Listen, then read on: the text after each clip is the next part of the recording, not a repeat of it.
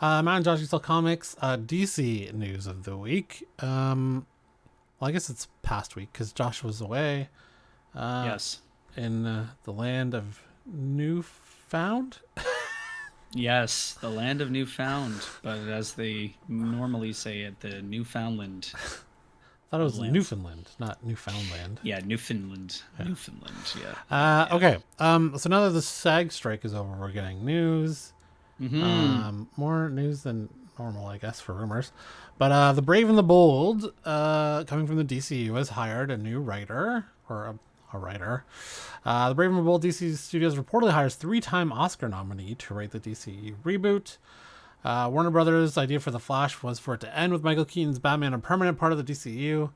He'd have gone on to appear in Batgirl and Batman Beyond, likely crossing paths with Ben Affleck's Kid Crusader on Crisis on Infinite Earths. Those future projects have all been scrapped since DC Studios was formed, with the plan now to introduce a new Batman in Andy Muschietti's The Brave and the Bold. That story will evolve around Bruce Wayne training his son Damian as Robin and is expected to adapt elements from Grant Morrison and Frank Quitely's critically acclaimed Batman and Robin comic book series. While the Batman scenes in The Flash were well received, Keaton's more than Affleck's. Some have questioned whether Muschietti can be trusted with a movie as important as The Brave and the Bold. James Gunn certainly seems to think so anyway. Now it sounds like he's teamed up with a top-tier writer to pen the reboot. According to moderators at the DCU Leaks, 3-time Oscar nominee John Logan, who wrote Gladiator, The Aviator, Hugo, and Skyfall, is in talks to write The Brave and the Bold. If that's correct, then it's bound to restore some faith in The Brave and the Bold. Logan also counts the likes of The Last Samurai, Spectre, Alien Covenant, and Penny Dreadful among his many credits. There's no word on whether who will play DCU's Batman. John Krasinski's name has come up a couple of times, while we know The Boys star Jensen Ackles, which is the right choice, is keen to suit up for as the Cape Crusader. Seeing as Gunn previously suggested that Flash would be what creates the DCU, there was a speculation among fans The Brave and the Bold will see George Clooney reprise his role as Batman to train his son. No, that's not happening. Please, no. Yeah, so top tier writer is a good idea to get things started with Batman. Very good start. Such a good start. I don't know that I've ever seen Hugo, but Skyfall I didn't see Gladiator it, but are obviously fantastic. it was very well received. Hugo was, like, with critics, it was good. It wasn't a huge... The Aviator was Leonardo DiCaprio, right? And yeah. Who did he play? It was a biopic of I forget, but that flying guy. But yeah, that guy. The guy who made the glasses. Oh fuck! What was his name? I forget. But didn't Spielberg direct that? Yeah, I think was it Spielberg or Scorsese. Spielberg. Howard Hughes. Oh, and it was Scorsese. What? Yeah, it was Scorsese. What? Well, when you hear Leonardo DiCaprio, you think Martin Scorsese. I thought it was Spielberg. We're gonna talk about this later, but it's funny how well, I don't know. It's funny to me how you have something like the Marvels where everyone shits on for not making $100 million in a weekend, and yet you have Killers of the Flower Moon that cost almost as much to make and is barely going to crack like 100 million, or barely did, and it's been out for weeks and weeks and weeks. Well, what is it? Well, I mean, you're checking it right now. What is it? What are we at for? $137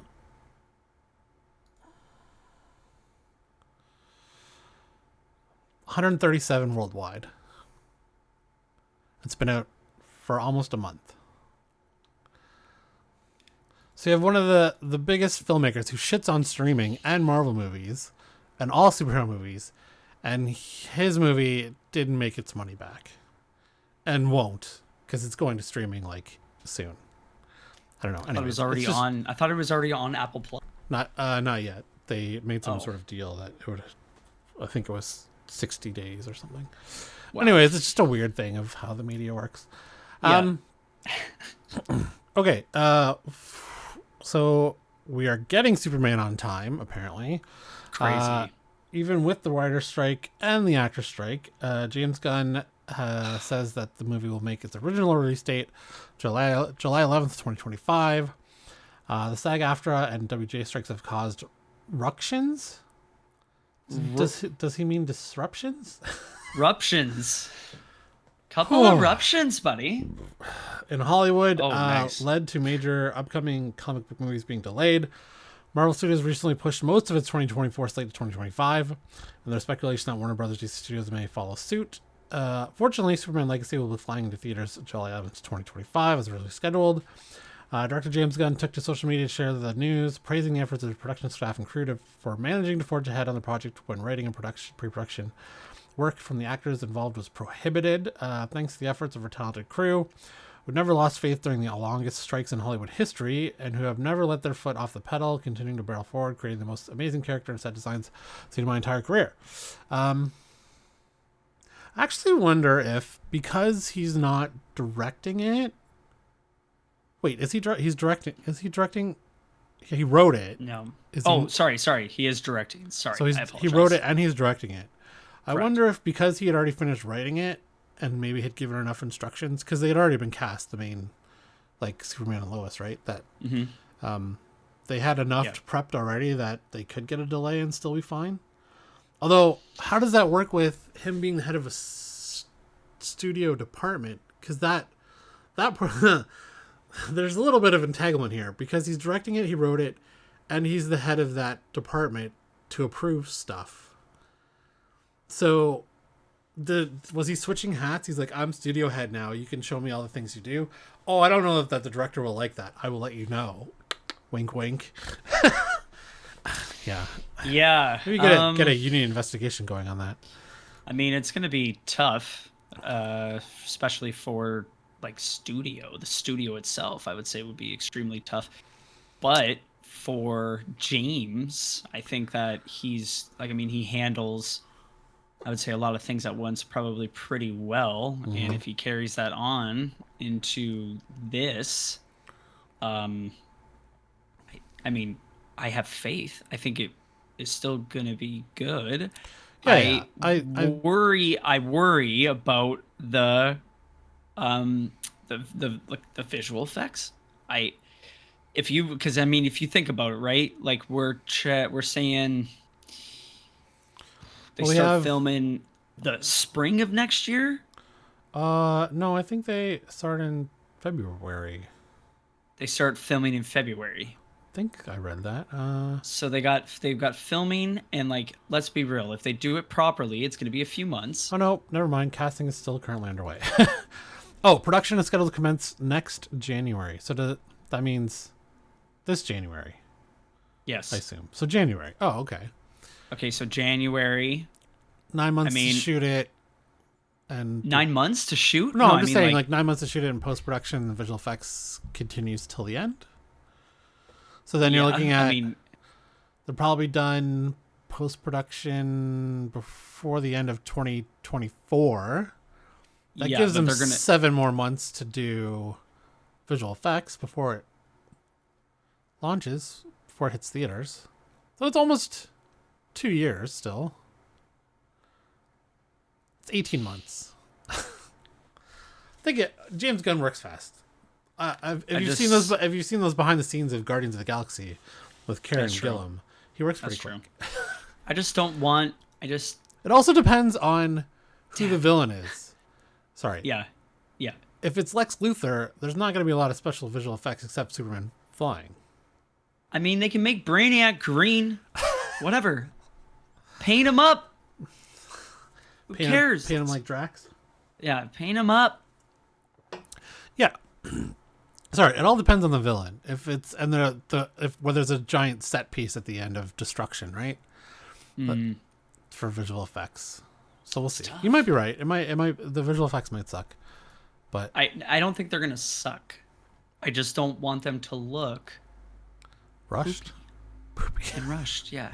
And mostly rushed. Mostly rushed. Okay. Dead Boy Detectives. Did you watch this trailer last week? I did not.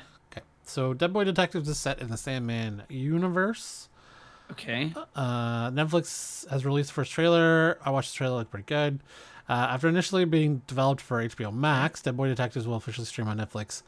The first trailer has now been released online. A pilot was originally ordered to series at Max back in April of last year, but we found out that it would be most likely be moving to Netflix due to the perception that it didn't fit the new direction of Max DC content, spearheaded by James Gunn and Peter Safran. Created by Neil Gaiman, the Dead Boy Detectives were first introduced in the pages of Sandman before going on to appear in the likes of the Books of Magic, Children's Crusade, and Doom Patrol, which just had its last season, and more. In the comics, Charles Rowland and Edward Payne were a pair of murdered schoolboys who decided not to enter the afterlife in order to stay on Earth and investigate crimes involving the supernatural. The trailer looked good. Cool. Definitely interested. Neil Gaiman is one of the greatest writers of our time. And I'll for sure watch it. And I read that Sandman season 2 has started filming. Yes. So let's all cheer for that. Yay. Okay, last one for DC News of the Week. This came out today. Supergirl, Woman of Tomorrow. James Gunn shares new updates, but will the Flash's Sasha Calle return? Yesterday evening, the news broke that Supergirl, Woman of Tomorrow, has found a writer and playwright, Anna Nagaria. It's a step in the right direction for the movie we know many of you are excited about. DC Studios co-CEO James Gunn has since shared a few additional updates. I started by taking to Instagram to say a hearty public welcome to Anna Nagaria to the DC Studios family. Anna's amazing writer screenplay adaptation of Woman of Tomorrow is above and beyond anything I hoped it would be. We're excited to be moving forward on this unique take on the Supergirl and this beautiful star-spanning tale. Later answering fans in the comments that confirmed they're already searching for a director to helm the DCU movie. Said Supergirl, Woman of Tomorrow comic book writer Tom King and artist Bill Quay Evely are the freaking foundation of everything. King was previously mentioned as being part of the DC Studios writer room. In the Variety piece on the news, it's seemingly confirmed Crypto will also appear in the movie. The Deadline shares something of a bleak update regarding the Flash star Sasha Calle status. The hope was for Calle to take on a bigger role within the DC universe, but her casting was done under the previous DC Studios administration before Gunn and Safran came in to take over the direction of the comic book films. Kind of sounds like they had her on the radar for something else, but couldn't now because they cast her in. That's too bad. There's a surprise given Gunn's apparent love for the movie, though he'd be wise to move on from The Flash following the tepid response. Warner Brothers' original plan to end that with Supergirl and Michael Keaton's Batman a permanent part of the DCU. Reshoots took place shortly after Henry Cavill shot his Black Adam cameo. Is that going to be the worst cameo of all time? Probably, yeah. Henry Cavill as in the Rock. Yeah. Definitely Marvel can top that by not doing anything with Charlize Theron or any number of cameos, or the other one from the Marvels, which we'll talk about, which is coming in another video. Are you bummed about Sasha Calle not coming back? She was kind of really her and Keaton were like the two good things about the Flash. I mean, she was okay. I didn't think she was like amazing. How dare you? The Snyderverse will kill you. I said before when we talked about it. All right. Okay. Okay. So that's DC News of the Week. Your new multi-vendor marketplace, YouSellComics.com, offers a site exclusively for buying and selling of all things comics. Slabs, omnis, trades, and more. Sell for as low as 5% commission or 0 commission monthly tiers. Run your own auctions, unlimited bin listings. YouSellComics.com.